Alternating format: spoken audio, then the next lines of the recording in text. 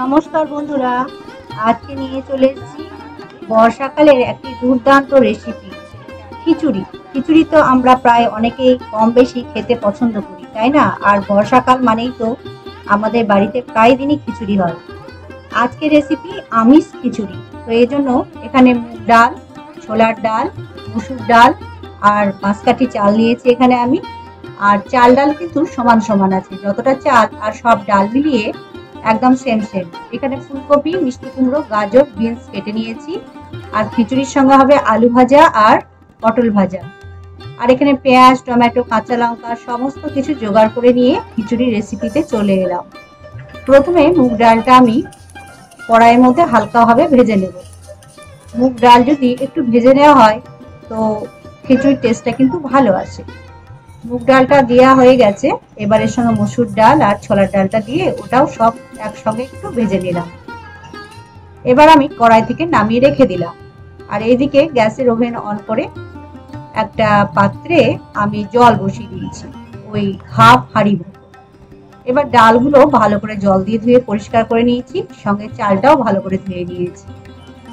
জলটা যখন গরম হয়ে যাবে সমস্ত ডাল আমি এই জলের মধ্যে দিয়ে দিলাম। তার সঙ্গে একটা তেজপাতা কেটে দিয়ে দিলাম। ডালটা কিছুক্ষণ আমি ফুটিয়ে নেব, যাতে খিচুড়িটা রান্না হওয়ার সময় ডালটা গলে যায়, খিচুড়ির টেস্টটা ভালো আসে। তো ওই 15 মিনিট মতো ডালটা কিন্তু আমি ফুটিয়েছি। আর এইদিকে কড়াই সরষের তেল গরম করে প্রথমে আমি বাদামগুলো ভেজে তুলে রাখছি। খিচুড়িতে আমি বাদামটা ব্যবহার করব, তাই বাদামটা ভেজে তুলে রেখে দিলাম। এবার ওই তেলেই আমি সবজিগুলো ভেজে নেব। ফুলকপিটা একটু আমি জলে সেদ্ধ করে জলটা ফেলে দিয়েছিলাম।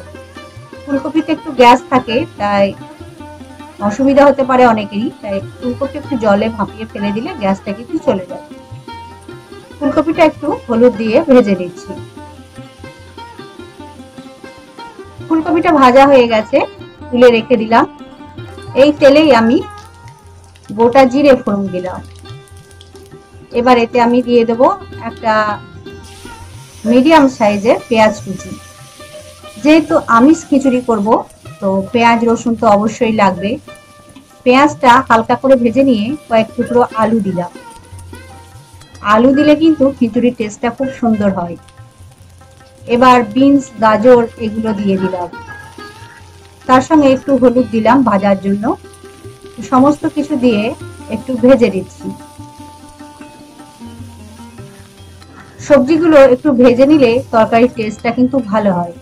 আর যখন খিচুড়িতে দেব তো একটু কষিয়ে নিলে খিচুড়ির টেস্টটা বেড়ে যাবে। এবার মিষ্টি কুমড়োগুলো দিলাম। সমস্ত কিছু একসঙ্গে ভালো করে কষিয়ে নিলাম। ডালটা তো 15 মিনিট আমার সেদ্ধ করা হয়ে গেছে। এবার ধুয়ে রাখা চালটা দিয়ে দিচ্ছি। চাল ডাল সমস্ত কিছু আমার দেওয়া হয়ে গেল। এবার পরিমাণ মতো হলুদ দিচ্ছি, ওই 1.5 চামচ মতো। আর এইদিকে সবজিগুলো কষানো হয়ে গেছে, আদা রসুন পেস্ট দিলাম হাফ চামচ মতো। আদা রসুনটা দিয়ে ভালো করে কষিয়ে নিচ্ছি, যাতে আদা রসুনের কাঁচা ভাবের গন্ধটা চলে যায়। এদিকে একটা মশলা নিয়েছি, ধনে গুঁড়ো, জিরে গুঁড়ো। তো শুকনো মশলাগুলো দিলাম। এবার এতে একটু জল দিয়ে দিলাম, যাতে মশলাটা ভালোভাবে কষিয়ে নেওয়া যায়। একটু সময় ধরে কষিয়ে নিলাম। এবার এতে ঝালের জন্য কাঁচা লঙ্কা আর একটা মিডিয়াম সাইজের টমেটো কেটে দিলাম। তো সমস্ত কিছু দিয়ে একটু কষিয়ে নিচ্ছি। সবজিগুলো আমার কষানো হয়ে গেছে, আর এইদিকে চাল ডালটা ফুটতে শুরু করেছে।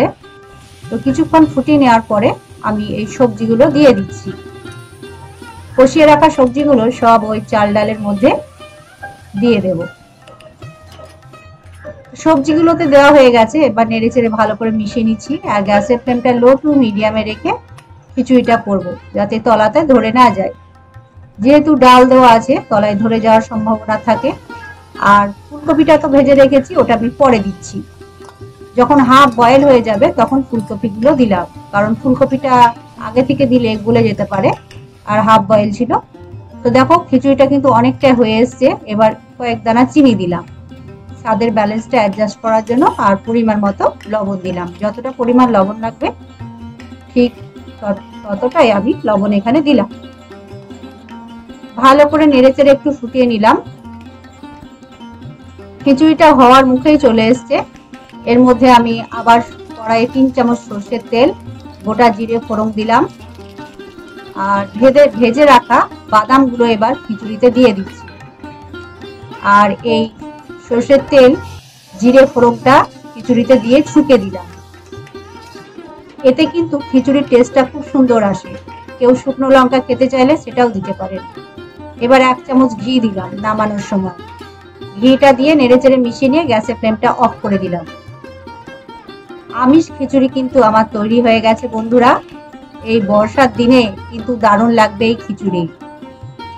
খিচুড়ির সঙ্গে আজকে করেছি এই যে এখানে সাবুত পাঁপড় ভাজা, এখানে আমের আচার।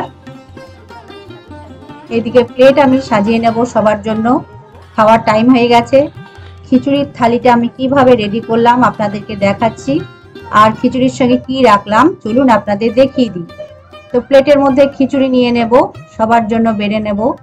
দুপুরের লাঞ্চের মেনুতে খিচুড়ি থাকছে। এদিকে মাছের তেল ভাজা আছে, আমার ছেলের খুব পছন্দ। পটল ভাজা, পোস্ত দিয়ে আলু ভাজা শুকনো শুকনো করে, আর গরম গরম মাছ ভাজা।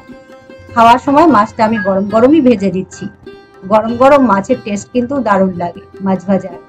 গরম গরম খিচুড়ি, তার সঙ্গে গরম গরম মাছ ভাজা। তো প্লেটের মধ্যে খিচুড়ি নিয়ে নিচ্ছি আর তার সঙ্গে নেব পটল ভাজা, আলু ভাজা, আমের আচার, মাছ ভাজা আর পাঁপড় ভাজা।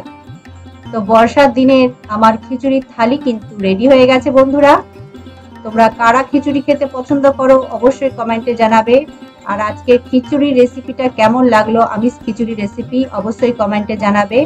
আর রান্নাটা ভালো লাগলে অবশ্যই বাড়িতে একবার ট্রাই করে দেখবে। নতুন বন্ধুরা যারা আমার চ্যানেলটি এখনো সাবস্ক্রাইব করোনি অবশ্যই করে নেবে। ইউটিউব থেকে দেখলে সাবস্ক্রাইব করবে, ফেসবুক থেকে দেখলে ফলো করে নেবে।